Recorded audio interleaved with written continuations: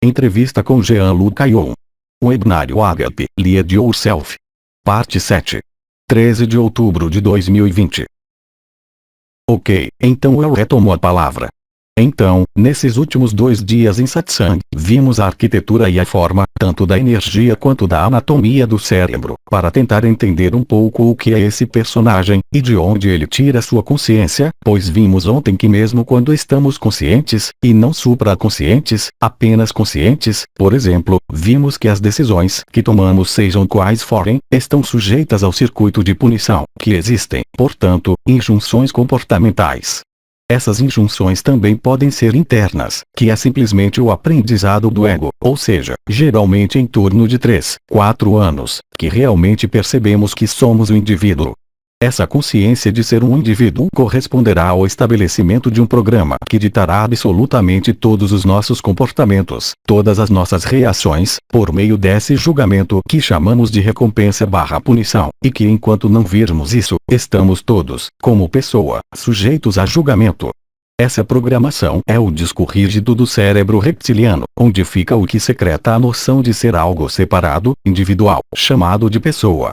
Você não acha esse jogo de palavras entre não há ninguém e ainda assim somos uma pessoa? Há algo muito misterioso nisso. Então essa programação, e bem, também falamos ontem, de influências astrais, astrológicas, nosso signo solar, nosso ascendente, se estamos em um zodíaco normal ou em um zodíaco sideral, não muda nada. Nós somos de certo modo um autômato que responde a um programa. Realmente existe uma escravidão cognitiva da qual nunca poderemos superar. Tentei explicar essa arquitetura para você, mas concordamos plenamente que mesmo sendo informados e tendo esse conhecimento, ainda estamos sujeitos ao nosso personagem apesar de tudo. Você se lembra, eu lhe expliquei ontem que a única vez que o circuito de recompensa se tornou mais importante do que o circuito de punição, houve um despertar.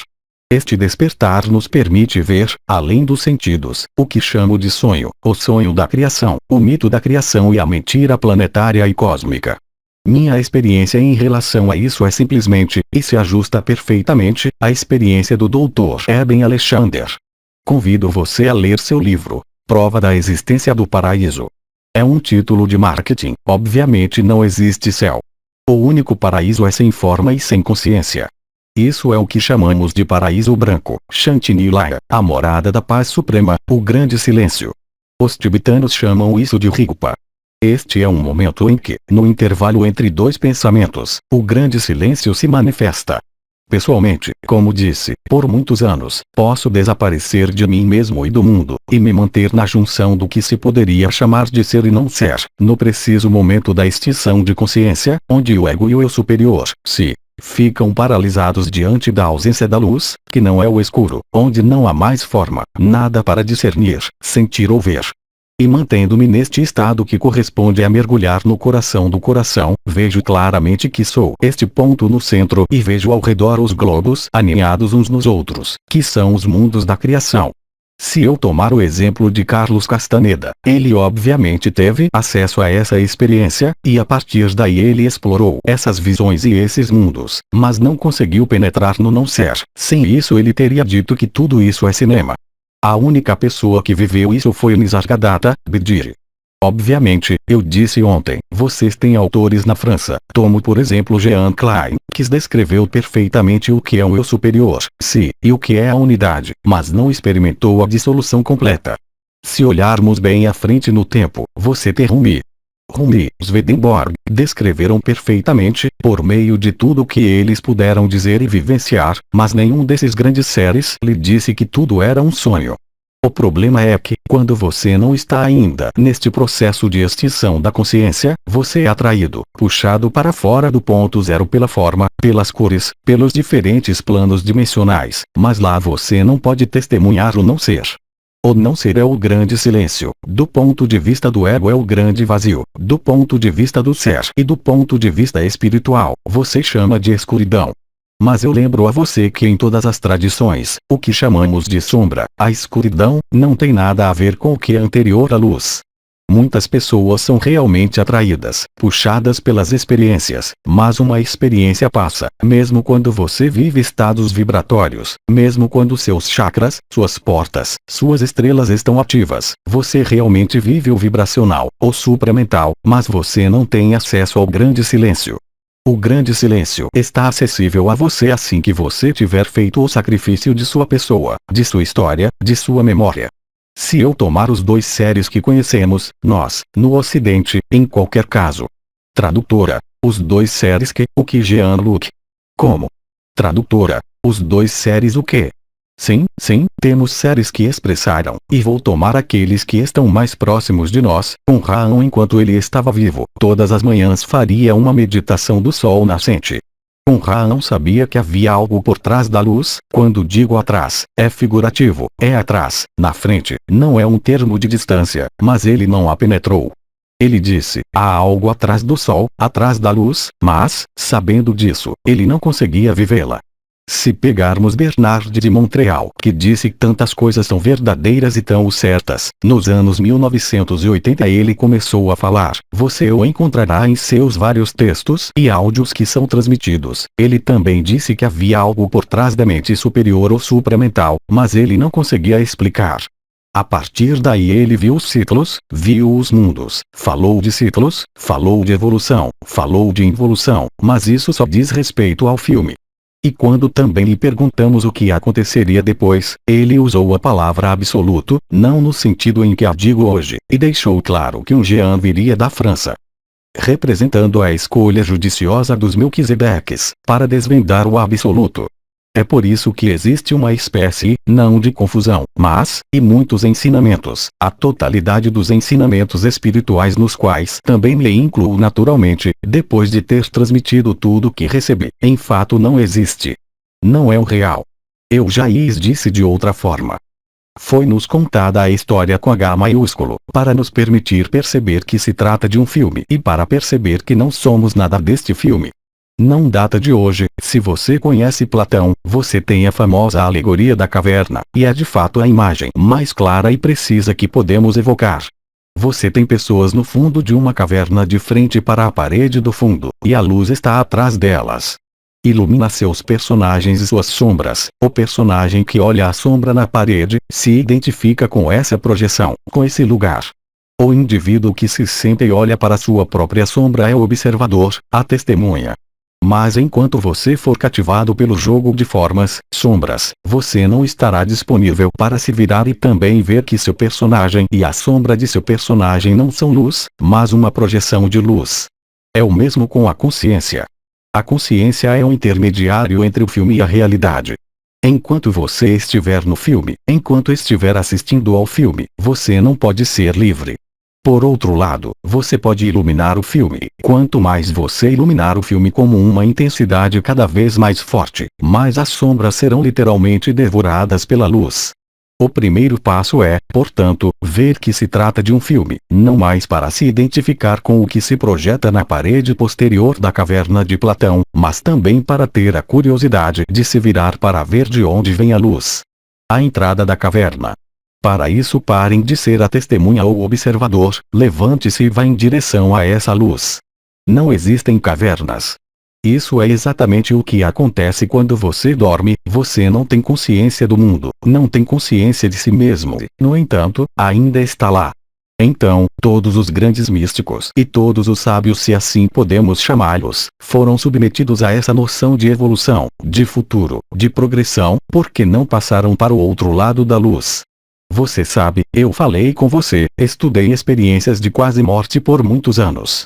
Percebemos que, entre esses experimentadores, entre 4 e 7% dependendo da série, nos descrevem uma experiência um tanto mais bem-sucedida, se assim posso dizer. Já mencionei nos dias anteriores, mas você tem que entender que enquanto houver movimento, enquanto houver um ciclo, enquanto houver cinema, você se cativa, mas não está em nada a verdade. Infelizmente, tivemos que nos preparar para essa redescoberta do que sempre esteve aí, mas que esquecemos porque estávamos fixados, se assim posso dizer, na história, no sofrimento, no conhecimento e na ignorância, e nós não estávamos disponíveis e o acesso ao supramental não era possível. A descida do Espírito Santo ou a revelação do supramental começou a reaparecer durante o ano de 1984. Demorou mais de 30 anos para, aos poucos, ancorar, por assim dizer, a informação da verdade, ao tempo zero. O grande silêncio, seja o nome Rigpa, seja o nome para Brahman, são apenas palavras que tentam traduzir a verdade, mas você sabe muito bem que nenhuma palavra pode traduzir a verdade. A verdade só pode ser vivida, e você pode testemunhar dela. Nós a chamamos de agape para nomear algo novamente, mas é algo que está acessível hoje. Você pode ver claramente a diferença desde todos esses milênios onde muito poucos seres foram capazes de se aproximar, mesmo que apenas desta junção de ser e não ser. Claro, se olharmos para Ananda Moyi, ela experimentou isso. Ela também traduziu além de suas falas, pela capacidade de ficar parada, sem comer, sem trocar de lugar, durante anos. Ela permanecia sentada ou deitada, e ninguém conseguia movê-la. Era um bloco de pedra pesando várias toneladas. A grande notícia, principalmente desde os últimos anos da vida de Bidin, e principalmente para todos nós hoje, é que essa informação e essa experiência do tempo zero é imediata a partir do momento em que você deixa de acreditar. A primeira coisa em que acreditamos, é claro, é o que vemos, o que cheiramos, o que percebemos e, portanto, acreditamos em nosso próprio corpo, nossa história e ciclos. A verdade não tem ciclos, a verdade não tem histórias e a verdade não tem mundo nem forma. Você absolutamente não pode acreditar em mim, mas por outro lado, você pode vivê-lo totalmente. É também por isso que Bidin, ao chegar em 2012, insistiu tanto no que se chama de testemunha, o observador, que tanto insistiu na refutação, nem isto nem aquilo, e que ele meio que lançou as bases para o que estamos experimentando agora, que nada mais é do que o fim do sonho, o fim do mito e o fim da forma. Como Cristina disse ontem, não é porque vivo a verdade que rejeitei a vida ou a minha vida. Eu não tenho que estar sentada de pernas cruzadas, colocando um vestido laranja ou criando um movimento ou qualquer coisa.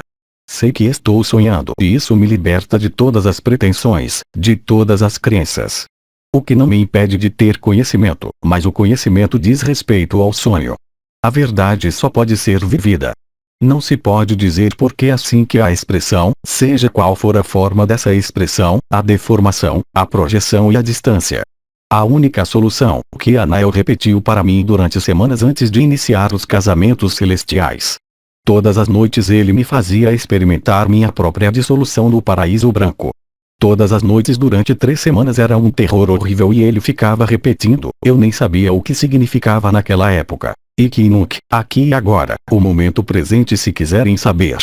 O momento presente, o presente eterno, não é meditar, não é ter visões, não está nem mesmo se elevando em vibração. É apenas o grande silêncio. Você sabe, não há nada de novo nisso. Se olharmos para o taoísmo, os textos que li, tendo sido médico acupunturista, dizem-nos que o Tao, o caminho, é o eixo da roda que faz girar a roda, que permite o movimento. Que permite o deslocamento, mas que não é nem movimento nem deslocamento.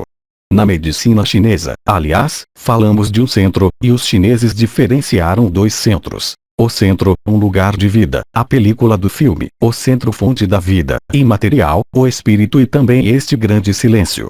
Então você vê, a conceituação do absoluto não é nova. Mas hoje, não estamos mais nos conceitos.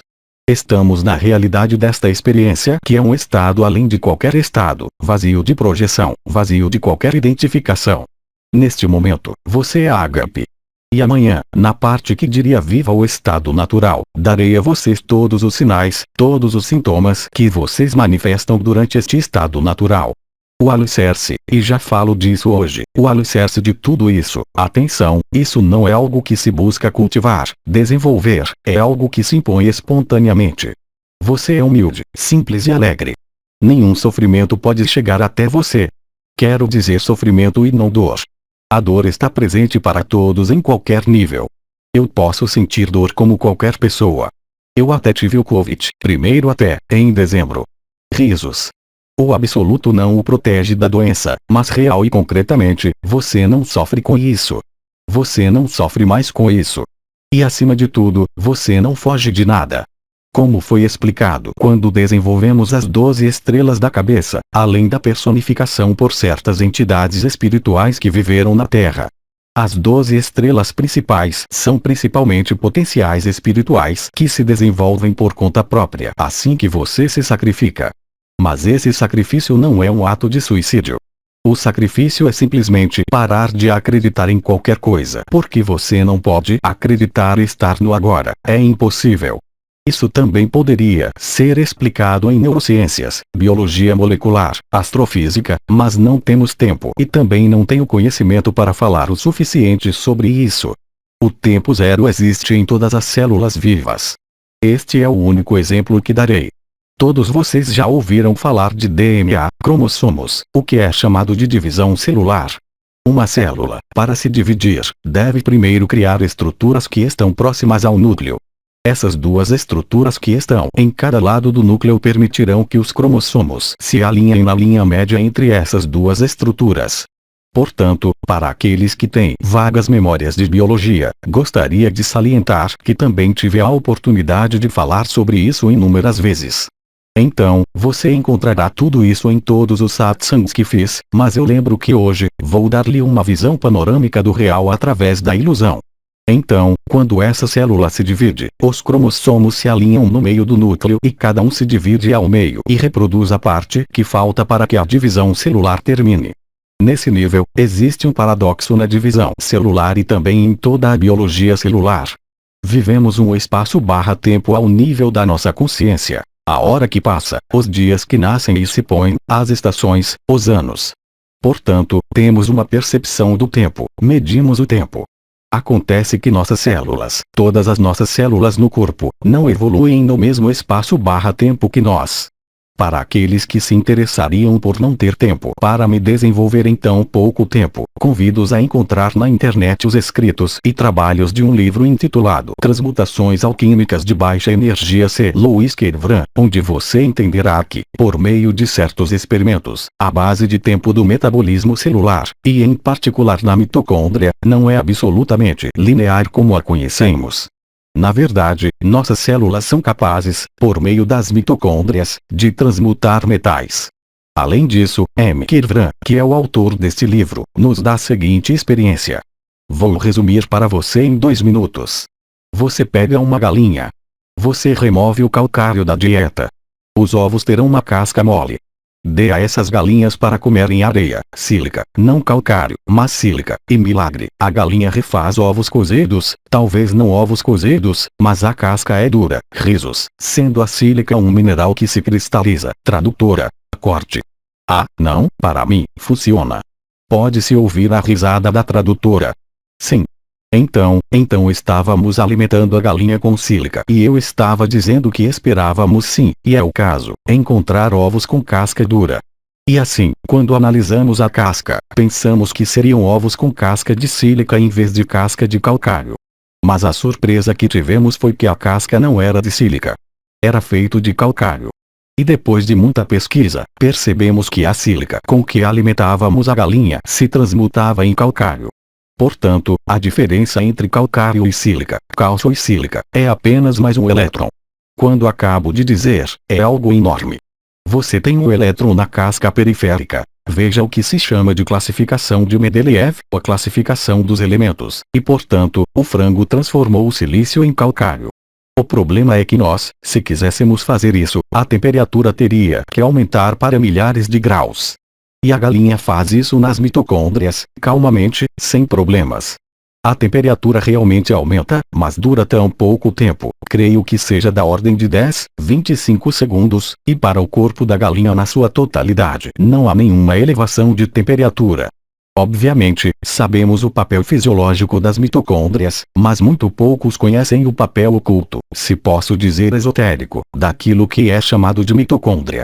Então, volto ao meu tema porque aí, tudo isso, foi para dar um pouco do enquadramento. Então, se agora nos voltarmos para a memória, sabemos perfeitamente nas neurociências, na medicina, que a memória é multiforme, tem várias formas de expressão.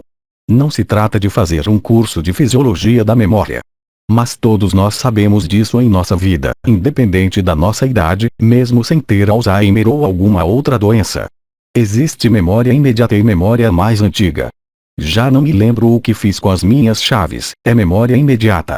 E há uma memória muito mais antiga que se relaciona com a nossa história nesta encarnação, como em qualquer encarnação, que se relaciona com a identificação. Para além do corpo em que nos encontramos, através do aparecimento da individualidade aos 3 ou 4 anos, onde nos damos conta de que somos uma identidade, o primeiro nome pelo qual os nossos pais nos chamam, existindo portanto uma falsa identificação com essa memória. Obviamente, estou ciente de que meu nome é Jean-Luc Caillon, de que nasci em tal e tal data, mas isso é apenas a ponta do iceberg, do que sou e do que todos nós somos. A memória, tão útil no filme, é um fardo terrível quando se trata da verdade. Nenhuma memória, nenhum passado é verdadeiro e, no entanto, estamos sujeitos a isso. Podemos ver que somos crianças, que estamos crescendo e que estamos envelhecendo. Mas é um problema de identificação, que não deve ser confundido com uma síndrome psiquiátrica que se poderia chamar de desidentificação ou desrealização. É para lá que eu ia com essa história de memória, é que quando você é ágape no estado natural, claro, você ainda sabe qual é o seu nome, mas eu garanto que não é mais de forma alguma afetados por essas memórias, sejam elas quais forem. O programa biológico continuará até a extinção desta forma, e quando Bidio eu ou outros irmãos e irmãs, lhes dizem a mesma coisa, mas acima de tudo isso induz transformações à medida que você é obrigado a constatá-las. Eu realmente não gosto de falar sobre mim, sobre minhas experiências sim, mas vou dar apenas uma. Sou portador de uma doença hereditária familiar, sobre a qual fiz minha tese médica. E eu não tenho mais essa doença. Ela nunca mais me afetou. Então conheci um professor de medicina que acompanha pessoas que têm essa doença. Ele me disse, não é possível. Ele queria fazer testes genéticos para encontrar o gene. Na verdade, os genes estão presentes e de certa forma, como dizemos na medicina, dominantes. Quer dizer, tem os 2 genes. E eu poupo você de nomes aprendidos. Risos. Mas este professor quase arrancou os poucos fios de cabelo que restavam de sua cabeça. Eu não tinha mais os marcadores biológicos para essa doença e ainda assim os genes ainda estavam lá, os genes para a doença. Mas a doença não se expressa mais porque durante a replicação do DNA, que nos faz passar dentro do sonho de 2 fitas de DNA para 12 fitas de DNA. Tradutora, é isso, 12, que você disse. Passamos de 2 fitas para 12 fitas de DNA.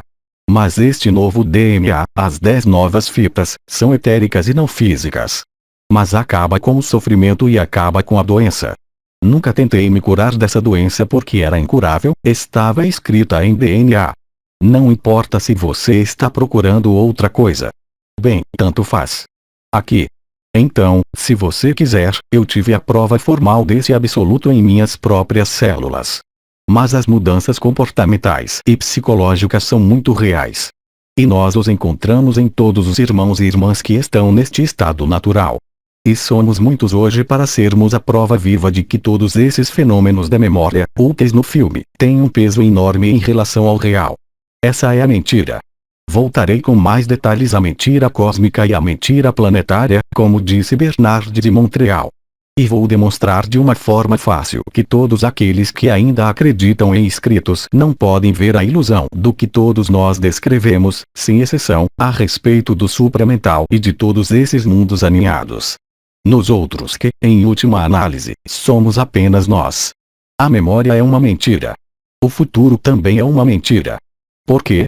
Porque quando você vive ágape, sem necessariamente precisar, como eu vivi, de ver todos esses mundos aninhados um no outro, você vive com clareza, porque você se lembra que você é realmente anterior à consciência e antes da luz. Enquanto você está sujeito à sua consciência e aí, nem estou falando do filme, estou falando do projetor, você pensa que é o projetor, é a analogia com a caverna de Platão, lembra? Você tem sombras na parede, você tem o observador vai em direção à luz, ele se virou, ele entra na luz, é o projetor, e ele passa pelo projetor e a luz como nas maiores ECMs, experiências de quase morte. E a diferença para aqueles indivíduos que tiveram ECMs extremas, ou para mim mesmo que vivi este estado onde eu poderia manter minha consciência, sem esforço, na junção do ser e não ser antes do aparecimento do projetor, só pode lhes dizer que o projetor nem mesmo existe. Ou é um jogo de formas, um jogo de dimensões, e tudo isso só existe para aquele que depende da memória ou depende de um futuro. Então o que aconteceu quando tomamos o exemplo da alegoria da caverna se formos até o fim? Então você teve todos esses seres que ficam cativados pelas sombras na parede, tem um que percebe que é ele mesmo quem está observando isso, ele procura de onde vem a fonte dessa forma, ele se dirige para a luz, ele atravessa a luz. Ele volta para testemunhar aos outros observadores, dizendo-lhes que as sombras não são verdadeiras, dizendo-lhes que seus corpos não são verdadeiros e que tudo vem do projetor que chamamos de fonte, também podemos chamá-lo de sol ou iniciação solar se você quiser, e aquele que viveu o absoluto vem para dizer àqueles que estão instalados no ser que nada disso é verdade. Então, na época, aqueles que vislumbraram isso, fosse Jesus, Buda, Mani, Ahura Mazda e tantos outros, foram literalmente linchados ou mesmo crucificados por aqueles que foram instalados no observador cativo do si cativo do supramental. Foi exatamente o que aconteceu, por exemplo, com Sri Aurobindo que, após ter vivido o supramental, se apressou em manifestar suas visões. O mesmo vale para o Bernard de Montreal que falou de evolução, falarei sobre isso esta tarde, mas que não viu o que estava por trás dos holofotes. Ele teve um vislumbre como tantos outros, mas não o experimentou. E foi perfeito assim, não foi um engano, porque no decorrer da história, teve que haver um certo número de seres vivos no filme que receberam a informação do tempo zero, e isso não acontece da noite para o dia. Eu fui um dos primeiros, se assim posso dizer, junto com muitos outros também, mas havia poucos naquela época a se beneficiar das primeiras descidas do Espírito Santo em 1984, e a progressão da luz se seguiu. Uma série de processos que foram totalmente descritos por Autry de Messirons. Então tivemos que construir uma história, não fui eu quem a construi, é parte do cenário comum que todos nós escrevemos para trazer para o final do filme, e para ver que não há mais realidade no filme do que no projetor. Naquele momento, você vê a consciência pelo que ela realmente é, uma forma de sonhar, uma forma de se acreditar não evoluída, uma forma de acreditar que evoluiu, mas não é de forma alguma a verdade. Poderíamos ser muito brutais ao dizer que nem tudo que passa é real, o único real é o silêncio. O momento em que não há mais projeção, nem mesmo interiorização ou meditação, e nesse momento você se torna, como eu disse, humano, um humano em sua simplicidade. Você faz com o que tem como corpo, como conhecimento, como sua idade, como amigo, como família. Você aceita tudo isso, você não se opõe mais porque não está mais sujeito a nenhum julgamento de si mesmo ou de qualquer outro. O circuito de recompensa tomou todo o lugar, você está nesta paz e nesta alegria nua, eu especifico inabalável, o que não me impede de ser afetado como todo mundo por influências astrológicas, eu sou um carneiro, você nunca vai me tornar um capricórnio ou um touro. Esse é o meu papel no filme, mas nunca poderei ser enganado pela minha forma, minha vida ou o próprio filme novamente. Aí está a verdadeira liberdade, e ao vivê-la você só pode notar que não há mais o menor espaço para a dúvida, mas eu lhe asseguro, duvido de muitas coisas no filme como todo mundo. Será que meu microfone vai funcionar? Eu também tenho que planejar, mas tem a ver com o filme. Eu não sou isso, mas jogo o jogo com toda a sinceridade. Portanto, é claro que outras mudanças ocorrem, eu sei que entre todos os irmãos e irmãs que passam por isso, temos, por assim dizer, os mesmos sintomas, independentemente da nossa idade, sexo ou experiências anteriores. Isso é importante porque essa mudança em sua vida, em seu temperamento, sua personalidade nunca é um esforço, nunca é um desenvolvimento pessoal, é antes da ordem do relaxamento, da aquiescência, aceitar tanto o filme quanto o real, isso não constitui qualquer problema.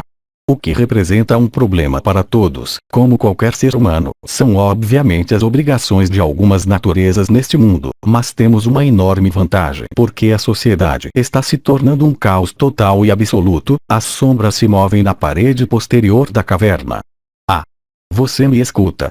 Tradutora, tudo bem, sim. Ah!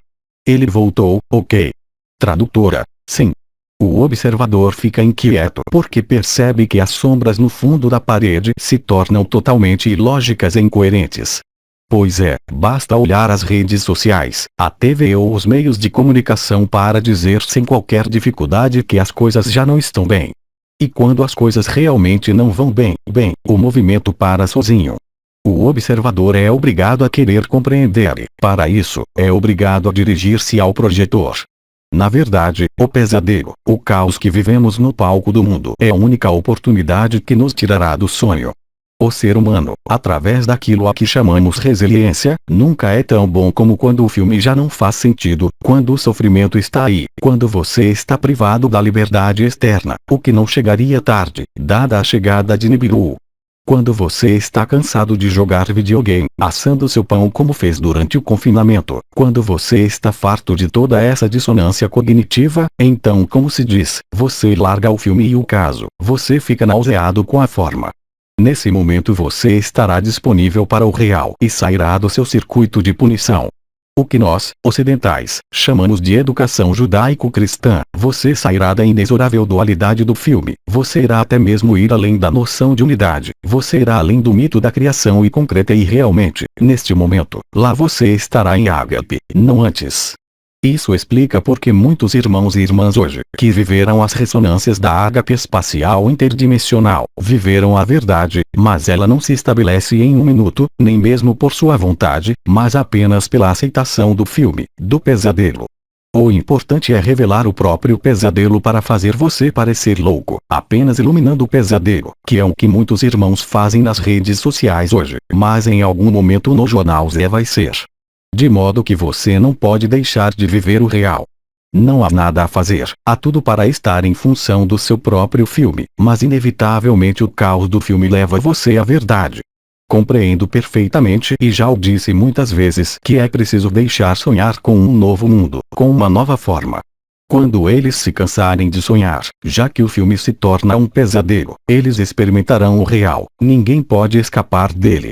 Como eu disse há 2 anos, a pandemia de ágape não pode falhar, você está testemunhando isso agora, nestes dias. O filme que se passa na tela do mundo como em sua mente, em seus pensamentos, resultará em um estrondo que corresponde ao da primeira emanação da luz. Este é o juramento e a promessa, pode ser resumido em 3 palavras. Eu me lembro, além de toda a memória, toda a vontade, todo o desejo assim como todo o medo, de quem eu sou, além do ser e do não ser. Cabe a você vivê-lo, de forma a provar a si mesmo, mas não pode servir a 2 senhores ao mesmo tempo, ou você serve a este mundo ou é o senhor do seu mundo. Vou parar por aí agora, acho que vai chegar a hora. Nos encontraremos às 4 horas, onde darei continuidade ao ímpeto e possivelmente já algumas pequenas questões que podem alimentar, se quiserem, este webinar. Também as faremos nessa hora, se Cristina concordar. Blog, Apoteose Live. Transcrição do áudio, Equipe Ágape.